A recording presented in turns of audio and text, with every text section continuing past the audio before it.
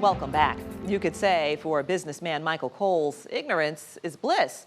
That's because by ignoring a series of extreme obstacles, he was able to create and construct a series of successful business brands. What makes his story so unique is not so much that he took an everyday treat and made it tremendously profitable, but the journey he took to reinvent himself from salesman to C-level executive.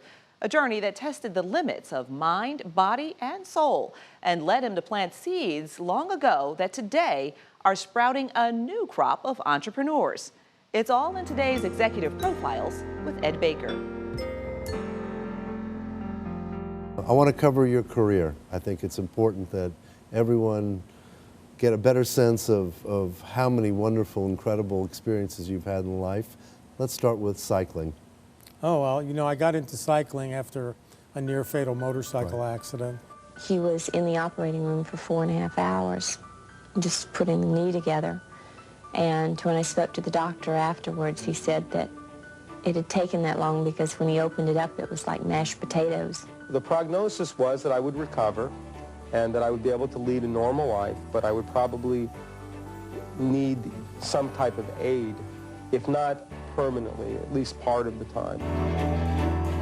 I used cycling to rehab, and like most things in my life, I got a little carried away with it, and went from just riding around the neighborhood to setting 3 world records across the United States on a bicycle. You gotta finish. I mean, if you don't finish, then there's no point in starting. It had a tremendous effect on my business because learning to walk again and riding across the country, you have to really dig deep and you learn a lot about yourself. And I really think that a great deal of the success of the cookie company came from an inner strength that I'm not sure I had before my accident.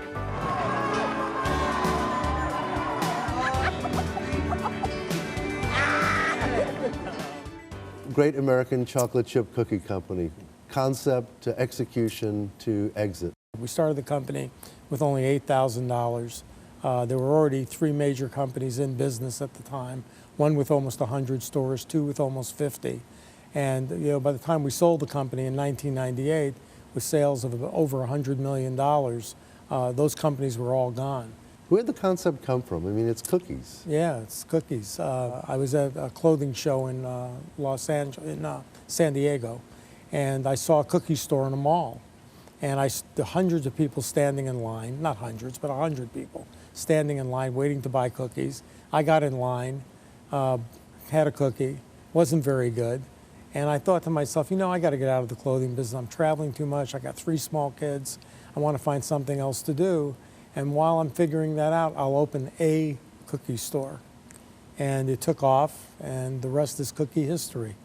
How many stores before you moved out? We had over 400 stores. So you make your millions in the cookie business, and then you go into the coffee business. I did some consulting work, and I did a project for Caribou Coffee, and I made the mistake that a consultant should ever make, which is I fell in love with the project, and went back basically to the people who had bought Caribou and told them, you know, that it was a great company, but it needed new leadership. I wanted to buy in.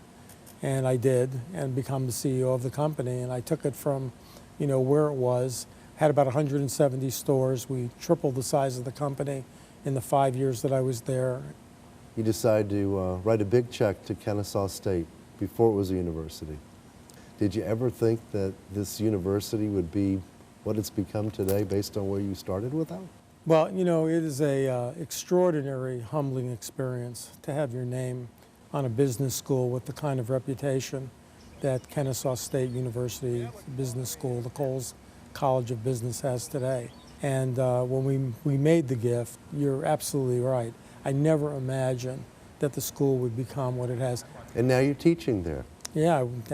After all these years, yeah. They finally got you in a classroom. Yeah, they got me in a classroom with a course called Concept to Counter, which basically teaches graduate students how to take an idea from an idea all the way to the marketplace.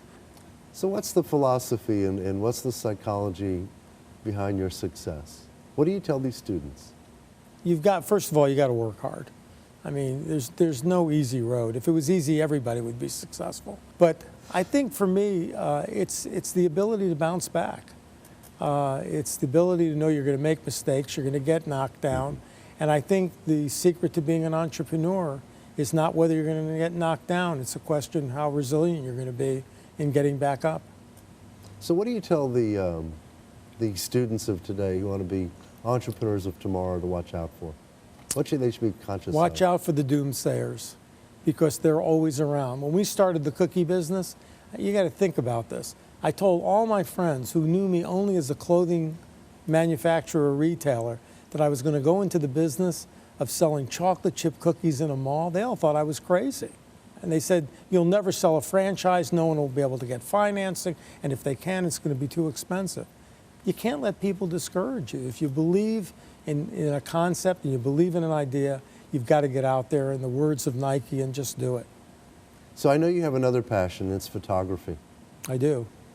What's that all about? My grandfather, when I was 8 years old, bought me a camera, and I started taking pictures. And when I was in the clothing business, I did a lot of fashion work, you know, because it was cheaper than hiring a photographer. I learned to do it myself. And now I do a lot of scenic, landscape, people photography. I have a lot of things that keep me very busy. Which are what? What are you busy with now? Well, I'm involved in a bank. I'm on the board of Brand Bank, and it's doing very well. And then I have a small media company called Global Onboard Partners that specializes in doing advertising on commercial airliners. We can turn the inside of an airplane into somebody's brand. And it's all overseas, nothing in the United States. And it's doing pretty well. Will you ever slow down? No. I keep thinking I will, but probably not, until I'm forced to. You know, I do a lot of nonprofit work. I mean, I'm involved in, 10 different nonprofit organizations, and try to make a difference that way, trying to reach the lives of people I'll probably never know.